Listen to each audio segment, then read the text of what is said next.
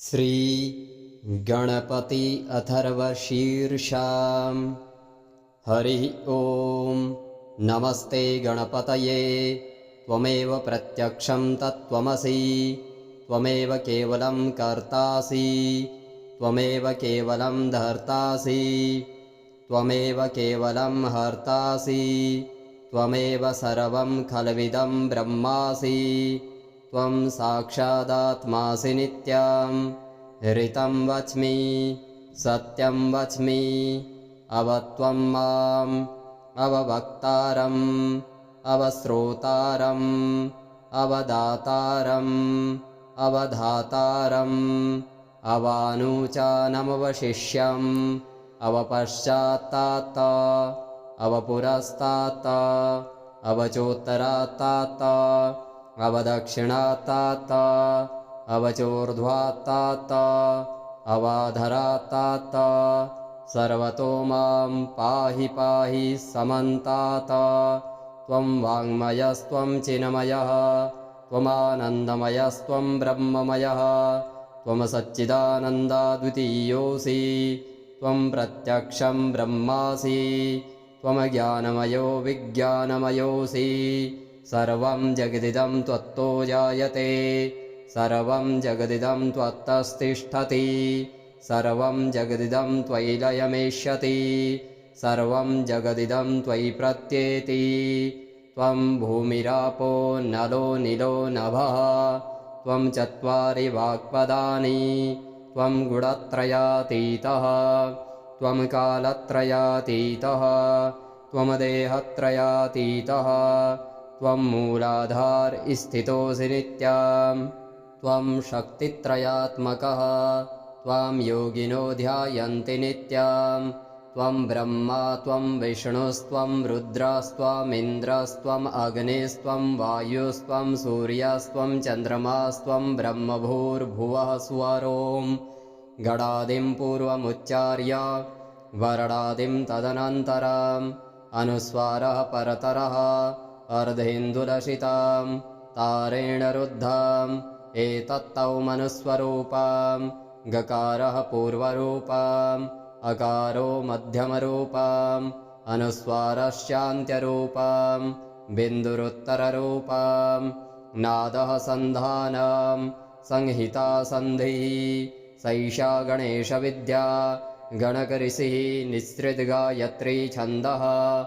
श्रीमहागणपतिर्देवता। ॐ गं गणपतये नमः। एकदन्ताय विद्महे वक्रतुण्डाय धीमहि तन्नो दन्ती प्रचोदयात्। एकदन्तं चतुरहस्तं पाशं कुशधारिणम् अभयं वरदमहस्तैर्बिभ्राणं मूषकध्वजं। रक्तं लम्बोदरं शूर्पकर्णकं रक्तवाससां, रक्तगन्धानुलिप्ताङ्गं रक्तपुष्पैः सुपूजितां। भक्तानुकम्पिनं देवं जगत्कारणमच्युतम्। आविर्भूतं च सृष्ट्यादौ प्रकृतेः पुरुषात् परम्। एवं ध्यायति यो नित्यं स योगी योगिनां वरः। नमो व्रातपतये नमो गणपतये नमः प्रमथपतये। नमस्ते स्तुलम्बोदरायैकदन्ताय विघ्नविनाशिने शिवसुताय श्रीवरदमूर्तये नमो नमः। नमस्ते गणपतये। त्वमेव प्रत्यक्षं तत्त्वमसि, त्वमेव केवलं कर्तासि, त्वमेव केवलं धर्तासि, त्वमेव केवलं हर्तासि, त्वमेव सर्वं खल्विदं ब्रह्मासि, त्वं साक्षादात्मासि नित्यं। ऋतं वच्मि सत्यं वच्मि, अवत्वं माम् अववक्तारम् अवश्रोतारम् अवदातारम् अवधातारम् अवानुचानमवशिष्यम् अवपश्चात्तात अवपुरस्तात् अवचोत्तरात्तात अवदक्षिणात्तात अवचोर्ध्वात्तात अवाधरात्तात सर्वतो मां पाहि पाहि समन्तात।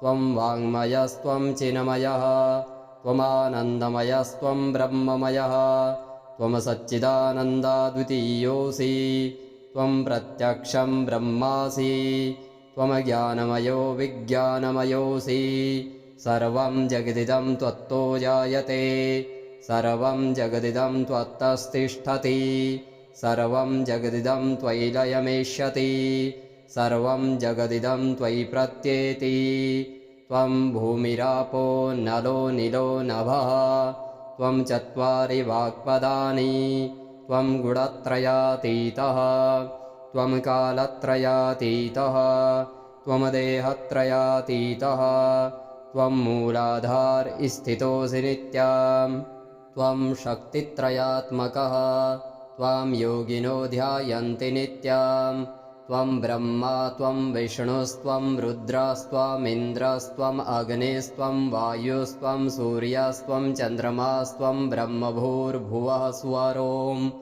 गणादिं पूर्वमुच्चार्य वरणादिं तदनन्तरम् अनुस्वारः परतरः अर्धेन्दुलसितां तारेण रुद्धाम् एतत्तौ मनुस्वरूपां गकारः पूर्वरूपाम् अकारो मध्यमरूपाम् अनुस्वारश्चान्त्यरूपां बिन्दुरुत्तररूपां नादः सन्धानं संहिता सन्धिः सैषा गणेशविद्या गणकऋषिः निःसृद्गायत्री छन्दः श्रीमहागणपतिर्देवता ॐ गं गणपतये नमः एकदन्ताय विद्महे वक्रतुण्डाय धीमहि तन्नो दन्ती प्रचोदयात् एकदन्तं चतुरहस्तं पाशं कुशधारिणम् अभयं वरदमहस्तैर्बिभ्राणं मूषकध्वजं रक्तं लम्बोदरं शूर्पकर्णकं रक्तवाससां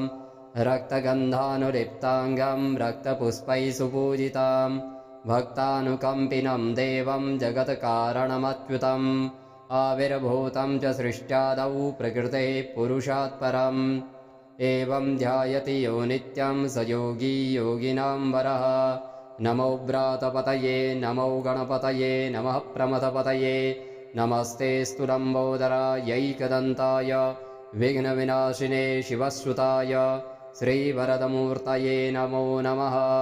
नमस्ते गणपतये त्वमेव प्रत्यक्षं तत्त्वमसि त्वमेव केवलं कर्तासि त्वमेव केवलं धर्तासि त्वमेव केवलं हर्तासि त्वमेव सर्वं खल्विदं ब्रह्मासि त्वं साक्षादात्मासि नित्यं ऋतं वच्मि सत्यं वच्मि अवत्वं माम् अववक्तारम् अवश्रोतारम् अवदातारम् अवधातारम् अवानुचानमवशिष्यम् अवपश्चात्तात अवपुरस्तात अवचोत्तरात्तात अवदक्षिणात्तात अवचोर्ध्वात्तात अवाधरात्तात सर्वतो मां पाहि पाहि समन्तात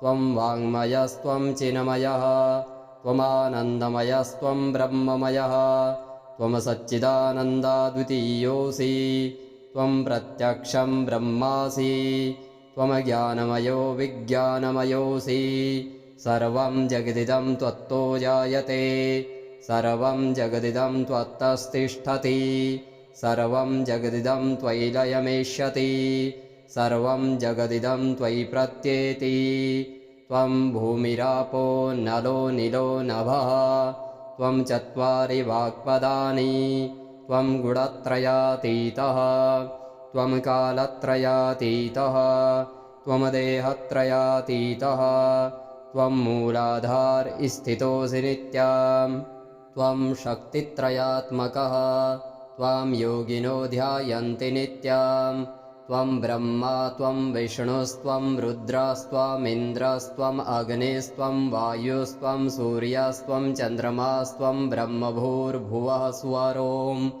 गणादिं पूर्वमुच्चार्य वरणादिं तदनन्तरम् अनुस्वारः परतरः अर्धेन्दुलसितां तारेण रुद्धम् एतत्तौ मनुस्वरूपम् गकारः पूर्वरूपम् अकारो मध्यमरूपम् अनुस्वारश्चान्त्यरूपम् बिन्दुरुत्तररूपम् नादः सन्धानम् संहिता सन्धिः सैषा गणेशविद्या गणकऋषिः निःसृद्गायत्री छन्दः श्रीमहागणपतिर्देवता।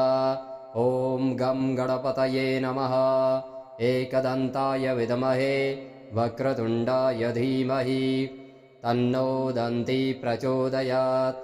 एकदन्तं चतुरहस्तं पाशं कुशधारिणम् अभयं वरदमहस्तैर्बिभ्राणं मूषकध्वजम् रक्तं लम्बोदरं शूर्पकर्णकं रक्तवाससाम् रक्तगन्धानुलिप्ताङ्गं रक्तपुष्पैः सुपूजिताम् भक्तानुकम्पिनं देवं जगत्कारणमच्युतम् आविर्भूतं च सृष्ट्यादौ प्रकृते पुरुषात् परम् एवं ध्यायति यो नित्यं स योगी योगिनां वरः। नमो व्रातपतये नमो गणपतये नमः प्रमथपतये नमस्ते स्तु लम्बोदरायैकदन्ताय विघ्नविनाशिने शिवश्रुताय श्रीवरदमूर्तये नमो नमः।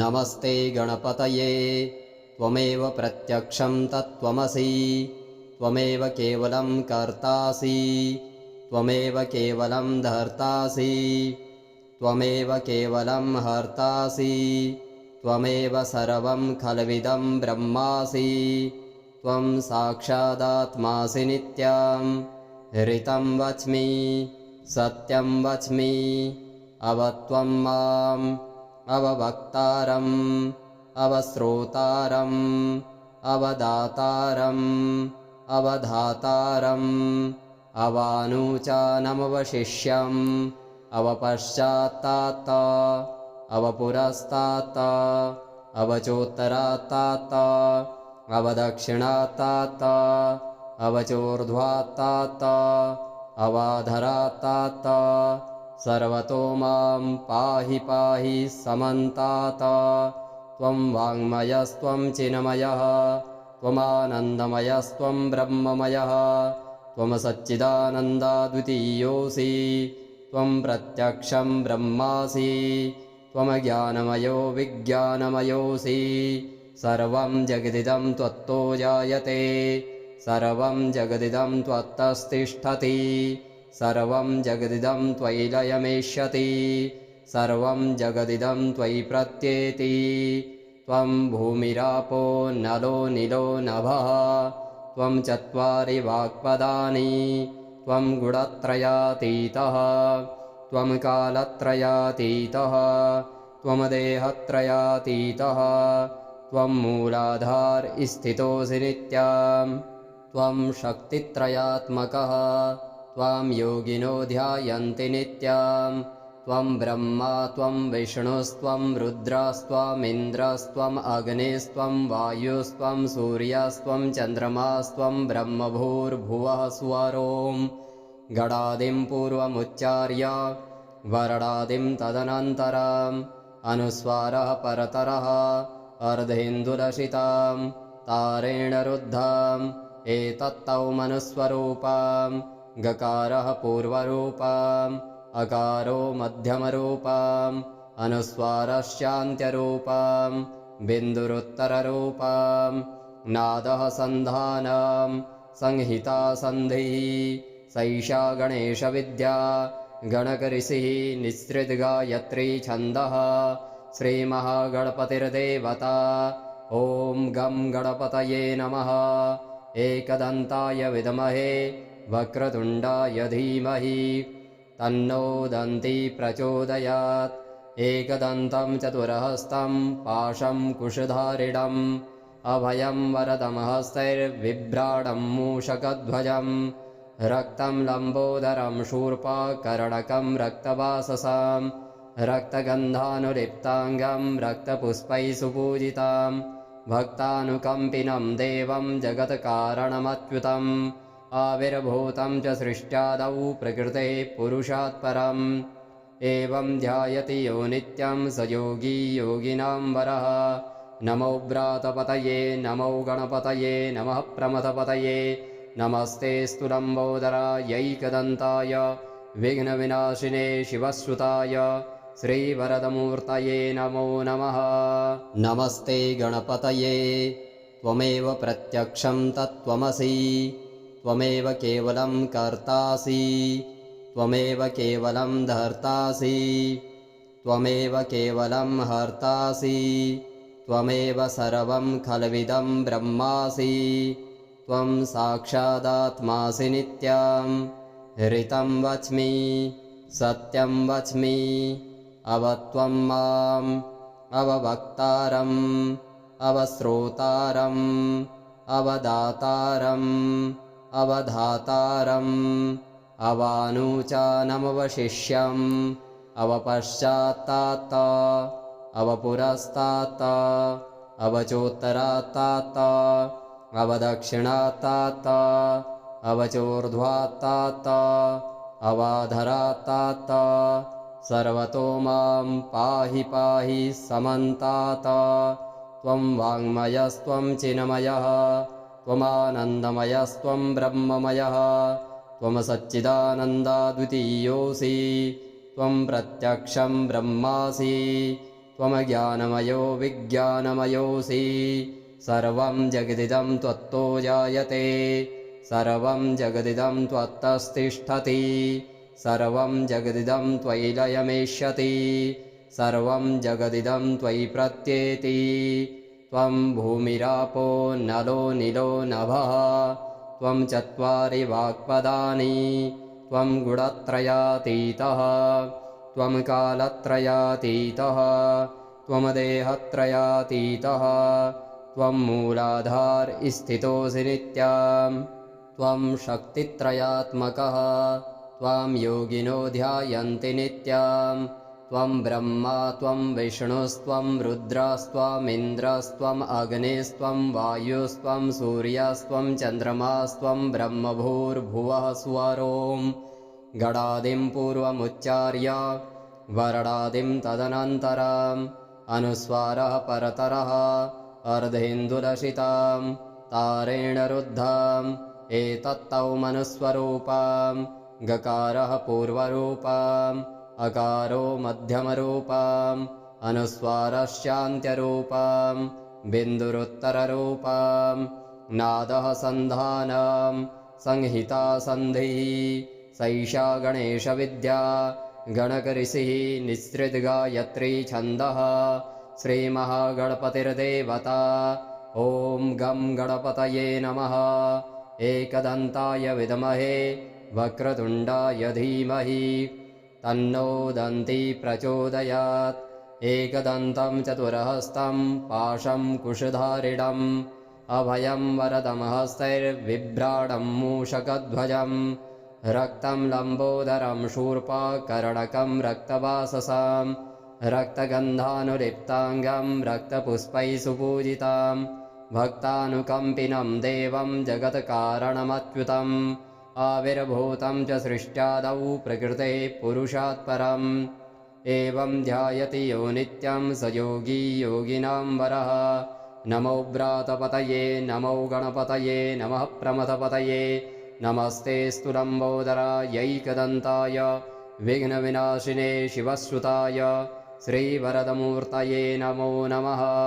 नमस्ते गणपतये त्वमेव प्रत्यक्षं तत्त्वमसि त्वमेव केवलं कर्तासि त्वमेव केवलं धर्तासि त्वमेव केवलं हर्तासि त्वमेव सर्वं खल्विदं ब्रह्मासि त्वं साक्षादात्मासि नित्यं ऋतं वच्मि सत्यं वच्मि अवत्वं माम् अववक्तारम् अवश्रोतारम् अवदातारम् अवधातारम् अवानुचानमवशिष्यम् अवपश्चात्तात अवपुरस्तात अवचोत्तरात्तात अवदक्षिणात्तात अवचोर्ध्वात्तात अवाधरात्तात सर्वतो मां पाहि पाहि समन्तात्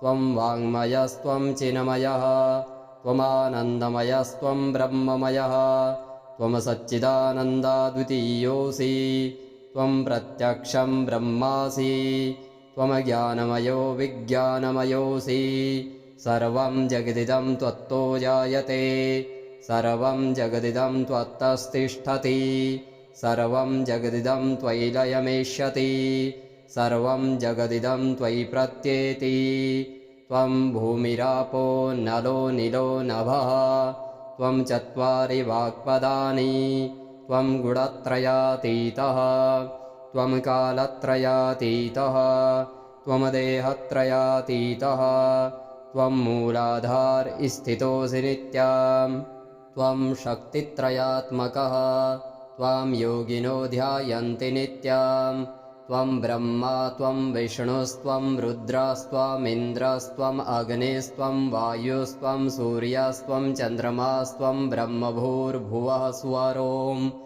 गणादिं पूर्वमुच्चार्य वरणादिं तदनन्तरम् अनुस्वारः परतरः अर्धेन्दुलसितां तारेण रुद्धाम् एतत्तौ मनुस्वरूपां गकारः पूर्वरूपाम् अकारो मध्यमरूपाम् अनुस्वारश्चान्त्यरूपां बिन्दुरुत्तररूपां नादः सन्धानं संहिता सन्धिः सैषा गणेशविद्या गणकऋषिः निःसृद्गायत्री छन्दः श्रीमहागणपतिर्देवता ॐ गं गणपतये नमः एकदन्ताय विद्महे वक्रतुण्डाय धीमहि तन्नो दन्ती प्रचोदयात् एकदन्तं चतुरहस्तं पाशं कुशधारिणम् अभयं वरदमहस्तैर्बिभ्राणं मूषकध्वजं रक्तं लम्बोदरं शूर्पकर्णकं रक्तवाससां रक्तगन्धानुलिप्ताङ्गं रक्तपुष्पैः सुपूजितां भक्तानुकम्पिनं देवं जगत्कारणमच्युतम् आविर्भूतं च सृष्ट्यादौ प्रकृतेः पुरुषात् परम् एवं ध्यायति यो नित्यं स योगी योगिनां वरः नमो व्रातपतये नमो गणपतये नमः प्रमथपतये नमस्ते स्तुलम्बोदरायैकदन्ताय विघ्नविनाशिने शिवसुताय श्रीवरदमूर्तये नमो नमः। नमस्ते गणपतये त्वमेव प्रत्यक्षं तत्त्वमसि त्वमेव केवलं कर्तासि त्वमेव केवलं धर्तासि त्वमेव केवलं हर्तासि त्वमेव सर्वं खल्विदं ब्रह्मासि त्वं साक्षादात्मासि नित्यं ऋतं वच्मि सत्यं वच्मि अवत्वं माम् अववक्तारम् अवश्रोतारम् अवदातारम् अवधातारम् अवानुचानमवशिष्यम् अवपश्चात्तात् अवपुरस्तात् अवचोत्तरात्तात् अवदक्षिणात्तात् अवचोर्ध्वात्तात् अवाधरात्तात् सर्वतो मां पाहि पाहि समन्तात्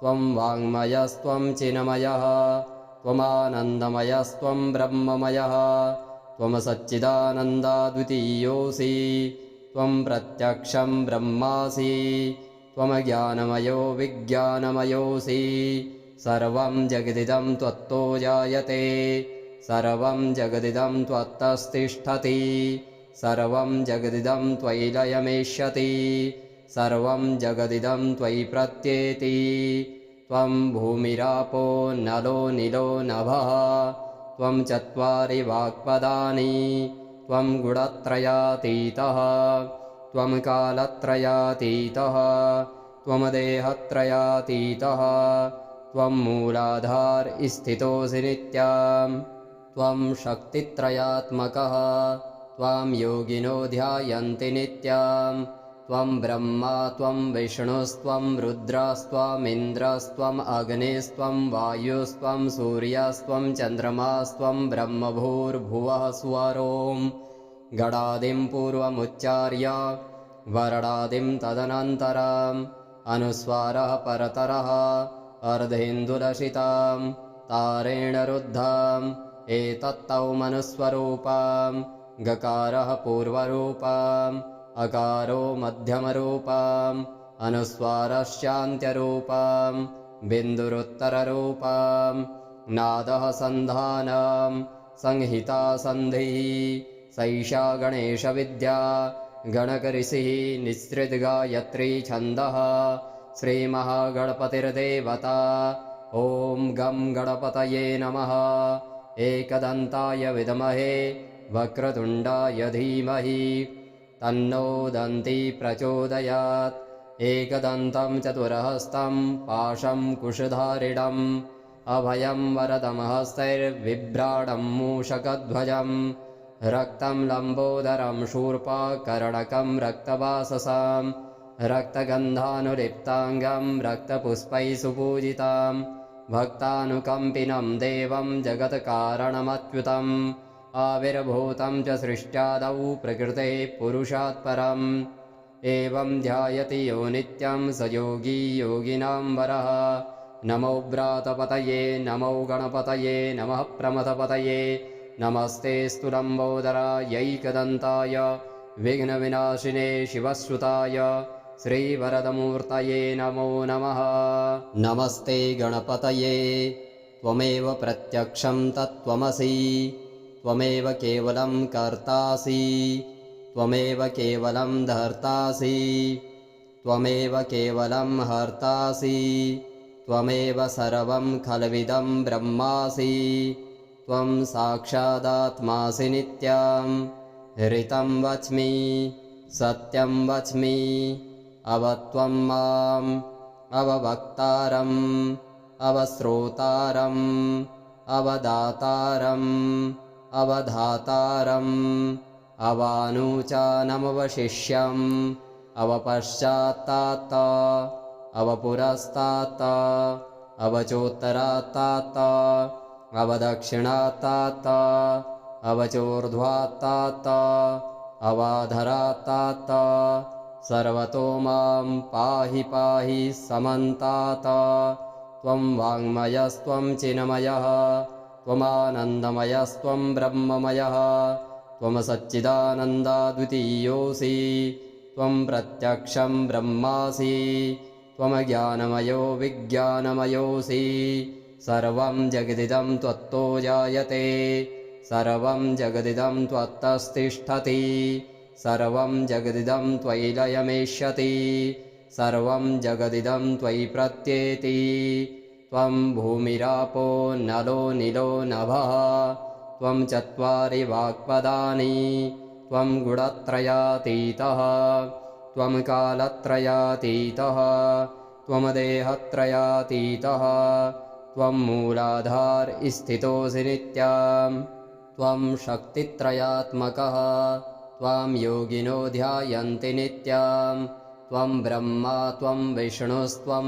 रुद्रस्त्वमिन्द्रस्त्वम् अग्निस्त्वं वायुस्त्वं सूर्यस्त्वं चन्द्रमास्त्वं ब्रह्मभूर्भुवः स्वरों गणादिं पूर्वमुच्चार्य वरडादिं तदनन्तरम् अनुस्वारः परतरः अर्धेन्दुलसितां तारेण रुद्धाम् एतत्तौ मनुस्वरूपाम् गकारः पूर्वरूपाम् अकारो मध्यमरूपाम् अनुस्वारश्चान्त्यरूपाम् बिन्दुरुत्तररूपाम् नादः सन्धानाम् संहिता सन्धिः सैषा गणेशविद्या गणकऋषिः निःसृद्गायत्री छन्दः श्रीमहागणपतिर्देवता ॐ गं गणपतये नमः।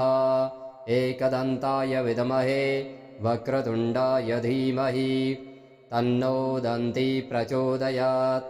एकदन्तं चतुरहस्तं पाशं कुशधारिणम् अभयं वरदमहस्तैर्बिभ्राडं मूषकध्वजम् रक्तं लम्बोदरं शूर्पकर्णकं रक्तवाससां रक्तगन्धानुलिप्ताङ्गं रक्तपुष्पैः सुपूजितां भक्तानुकम्पिनं देवं जगत्कारणमच्युतम् आविर्भूतं च सृष्ट्यादौ प्रकृतेः पुरुषात् परम् एवं ध्यायति यो नित्यं स योगी योगिनां वरः नमो व्रातपतये नमो गणपतये नमः प्रमथपतये नमस्तेऽस्तु लम्बोदरायैकदन्ताय विघ्नविनाशिने शिवश्रुताय श्रीवरदमूर्तये नमो नमः।